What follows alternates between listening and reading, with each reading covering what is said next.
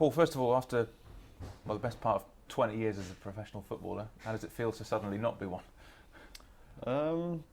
Doesn't feel any different at the minute, I suppose. I'd usually be off at this time anyway, so it's no different. Probably when the lads start back pre-season training, I may feel a little different, but no, for now I'm coping okay.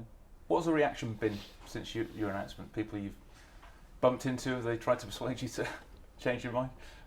Yeah, a few people have said they thought I'd do another year, and other people have said it's probably the right time. I just felt it was the right time, and I was ready for it, and I'm looking forward to the future now. I suppose the key question is, when did you decide to retire? When do you think this is it? I don't think there was one specific moment where I felt like there was a few games during the second half of the season where I didn't feel as good as I thought I should be doing, and I think even in training as well for the last 6 months, my legs didn't feel great, and I think it was just a build-up of stuff that made me realise that the time was probably right. Was there a particular game, or was there a particular time that you actually made the decision? When you came off the bench, for instance, in the Champions League final, did you know that was going to be your last appearance? Yeah, I'd known for a few weeks, probably for a few months really. I'd known. There was a few games. Liverpool away. I remember playing here against City at home and not feeling like I should be. And I just felt it was the right thing to do. Like I said, it wasn't just the one moment. There's a build-up of a few games where physically I just wasn't feeling right, and felt the time was right. Who did you speak to about it? Did you speak to sort of senior players? Did you speak to the manager, your family? How did it come about? How did you make that decision? I spoke to my wife first. We spoke about it quite a bit with the manager as well. The manager felt I could probably play 15-20 games next season. He felt that from right from Christmas time, and I just wanted to have a think about it and see how I felt. In the coming months, I'd had an injury for 6 or 7 weeks after the Rangers game. Up until then, I felt great physically. I was fine, and I had a groin injury that I should have been out for 7 to 10 days with, really, and it ended up being 7 weeks. And I probably struggled a bit coming back from that, and never really felt the same again throughout the season.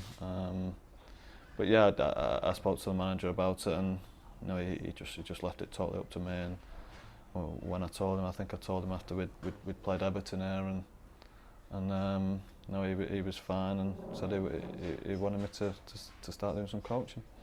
I mean, you're obviously a long time retired, and people tend to say play as long as you possibly can. So was it a difficult decision for you?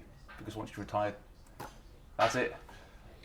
Yeah, it's difficult walking away from playing. It's all I've known for the last 20 years.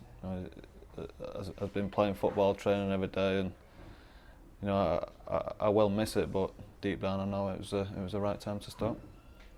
Is it almost a kind of a slight end of an era, Phil? Because Gary Neville retired, obviously the back end of last season as well. Rangnick's still going, but he's 37 now.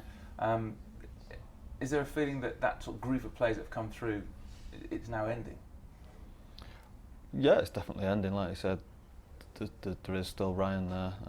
Obviously Phil and Nicky left quite a while ago, and Gary finished this year as well, and Beck's obviously left a while ago. So yeah, it is coming to the end. Like I say, Ryan's still there. There's still plenty of homegrown players here, and that's just the way it goes. Things can't go on forever, I suppose.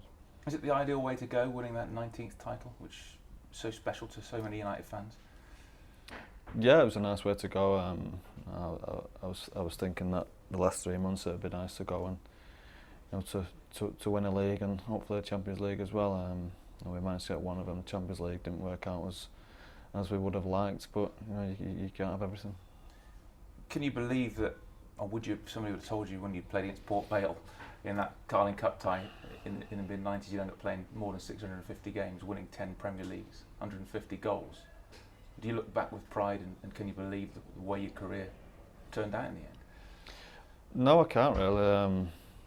Like I say, just to to have had 5 minutes of the first team for this great club would have been something you'd have dreamed of as a kid, and to go on to play so many games and be successful in in 3 or 4 successful teams is, I'm proud of doing that. I'm happy I've won trophies, and I'm sure there's more to come for this team now.